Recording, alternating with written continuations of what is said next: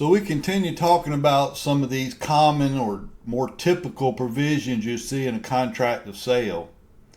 And the next one you see here is dealing with the risk of loss or damage. And really all that's saying is, seller, you're responsible for any damage or issues that come up with the property all the way up until closing. So if something breaks, some damage occurs, you got to take care of it prior to closing. But once closing has taken place, at that point, the buyer now obtains or has the risk of loss or damage. So all that to say this, seller, you better make sure you maintain insurance on the property in case something happens to it all the way through closing. In fact, I would suggest keep it a day or two, or if not a few days, even after closing, just to be safe.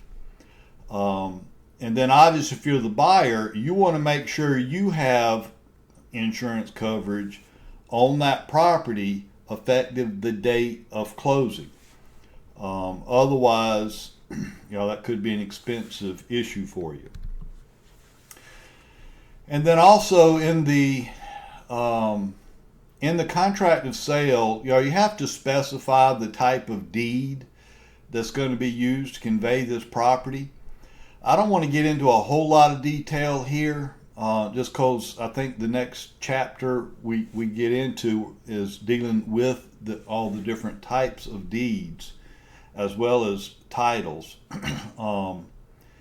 But the more common type of deed that's used, it's either going to be a general warranty or a special warranty. Now, again, there are other types of deeds to use, but these are the most common when you're conveying real estate from one person to another, at least through a typical sales transaction. Again, we'll talk more detail about them later, but here's why this matters. I'll just go ahead and say this much.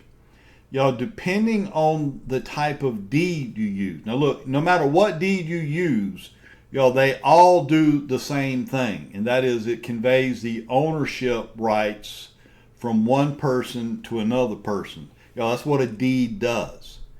The only difference in the type of deed is really the extent of guarantees and warranties the seller is making to the buyer when it comes to potential issues with title, title defects and stuff like that. I will just tell you, if you use a general warranty deed, which tends to be probably the most common deed that's actually pre-printed into the contract.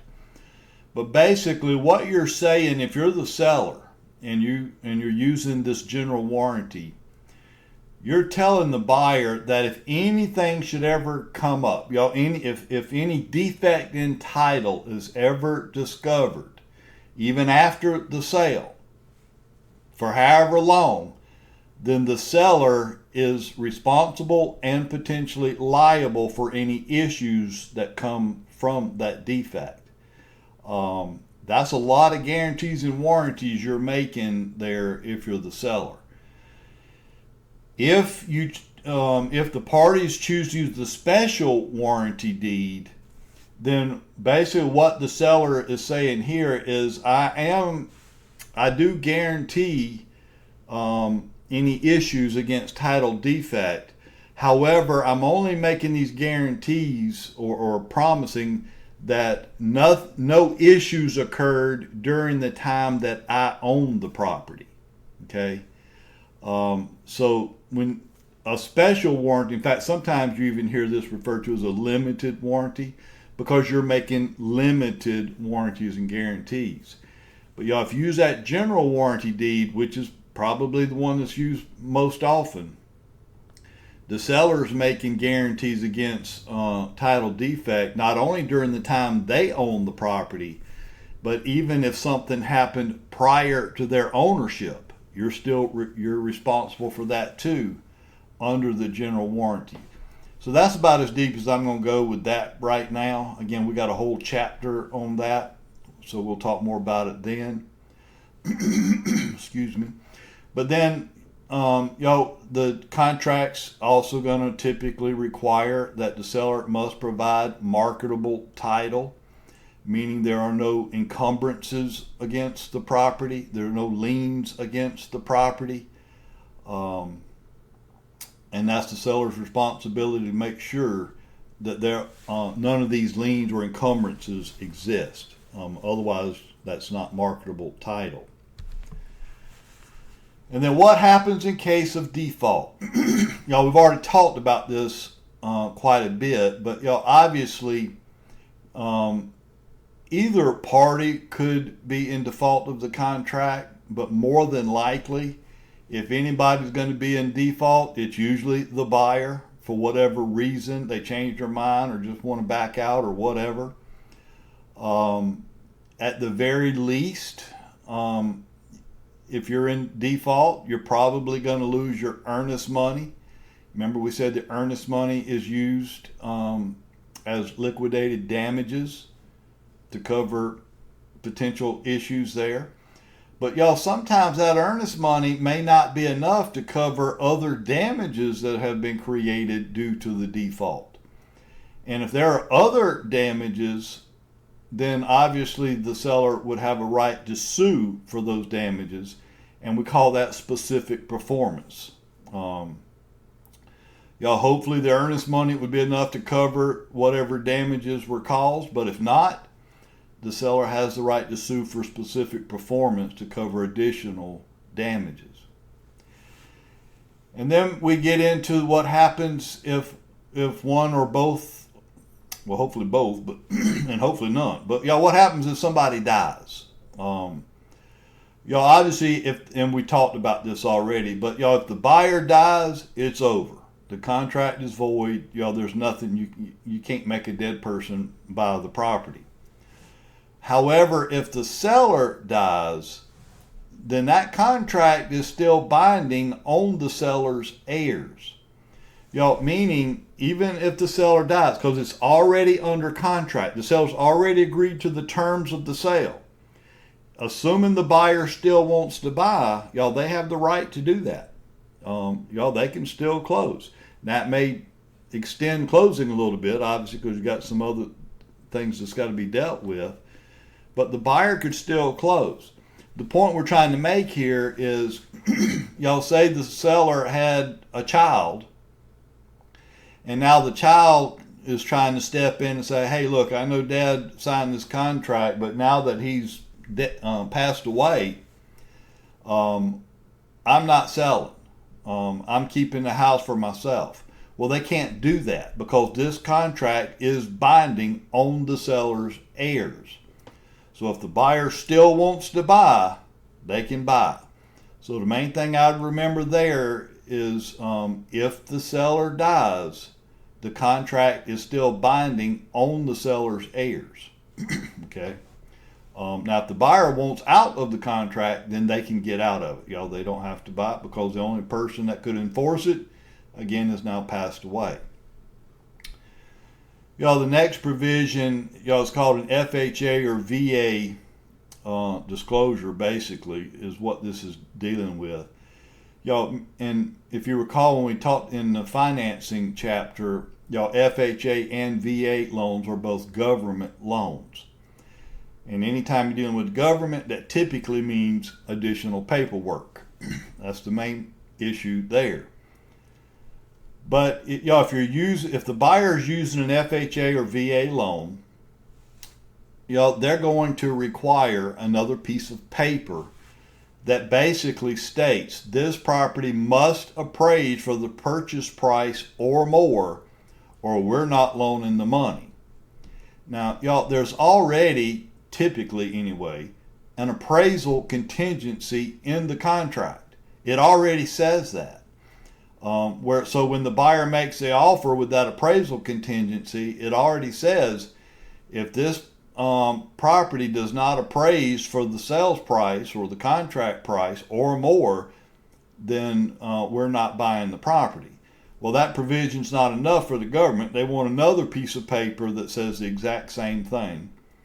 But that's what this FHA and VA provision requires. Okay. Earnest money. Y'all, we've talked a little bit about that. Y'all, this is money that's that the buyer will put up at the time they make their offer. Again, there's no set amount. In fact, does the buyer even have to put up any earnest money for the contract to be valid? No. There's no requirement for that from a legal standpoint. However, the seller may very well require at least some amount of earnest money to be put up at the time the offer is made. It could be $1,000, it could be $100, it could be $500, whatever. But the point we're trying to make here is, don't you think it's kind of good business practice and even professional that if somebody's going to give you money, i.e. earnest money, then you need to give them a receipt in exchange. I've heard agents tell me, well, the contract itself is the receipt because you got to put in the contract to sale how much earnest money they put up. No, the contract to sale is not a receipt. The contract to sale is a contract to sale. I would be a little bit antsy if I'm the buyer and I give this agent money, $1,000, several, whatever it is, and they don't even give me a receipt to show that I gave them the money. I'm a little worried about this professional already. So y'all get your receipt book and y'all write them a receipt, okay? Obviously, we got to have signatures of all the parties, to the contract. It'd be all sellers and all buyers, however many all is, they all have to sign, okay? And then, contingencies. Occasionally, buyers may have to put some contingency in their offer, meaning that I will buy your property under these terms if or only if this happens, or only until this happens. It could be almost anything, but I will tell you probably the most common example is maybe the buyer is trying to sell their house and they can't close on the house they want to buy until their house actually closes. So they might write into their offer this contingency that, we'll buy your house, but our offer is contingent on our house selling. And then you'd have to provide details, if is your house currently under contract, and if so, when's it supposed to close? Or if it's not under contract, then you got to indicate that. But I will tell you, if your buyer has a house that they have to sell before they can close on the one you're making an offer on, you better make sure that contingency is included. Otherwise, they got to buy that second home while they're still making payments on their current home. So, any contingencies that are required, you better make sure they're listed there. And then, the last provision you see right here is something called the right of first refusal. And this kind of goes along with that contingency example I just gave you. When a buyer makes the offer that is contingent on their home having to sell, the example we just talked about, when you put that contingency in your offer, that does not take the property you're making an offer on off the market. It's still on the market.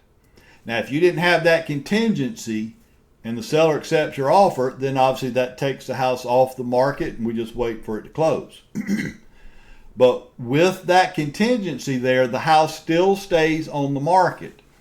So when the seller says, I'll accept your offer with that contingency you put there, what the seller's really saying is, as long as you can get your house sold and close on my house before somebody else buys it, then fine. But if somebody else comes and makes an offer and can close sooner, then I'm going to sell it to them. Because that house is not off the market if you put that contingency in the offer. Well, if you're that buyer, and if you got to put the contingency, you got to put it there. But if you're that buyer and somebody else does come and makes an offer that the seller accepts, then wouldn't you want to know about that? I would. You know, if he's selling it to somebody else, and I'd like to know that so I can start looking for another house. Well, is the seller required to come back to the first buyer to let them know about the second buyer? No. Unless you included in your offer this right of first refusal. And what that means is, if I'm that first buyer and I have this contingency that I got to sell my house, then I will write into the offer that seller must provide buyer 48 hours first right of refusal. The 48 hours, that I'm just kind of throwing that out there. It might be 24 hours, might be more, it might be less, whatever. But in this case, we're saying 48 hours. So what that means is, because I put that in the contract, now the seller, if they do get another offer, before they can accept that offer, they have to come back to the first buyer and say, all right, buyer, according to your offer, I'm letting you know we now have another buyer that has no contingencies and can go ahead and buy now. So I'm giving you 48 hours as you requested to either remove your contingency and buy this house. And if you haven't removed your contingency and move forward towards buying it within 48 hours, then we're just going to go ahead and sell it to the next buyer. So, now look, you may not be able to remove the contingency if you're that first buyer. But at least you forced the seller to come back to you to let you know what's going on. Okay? And then you can deal with whatever you got to deal with at that point.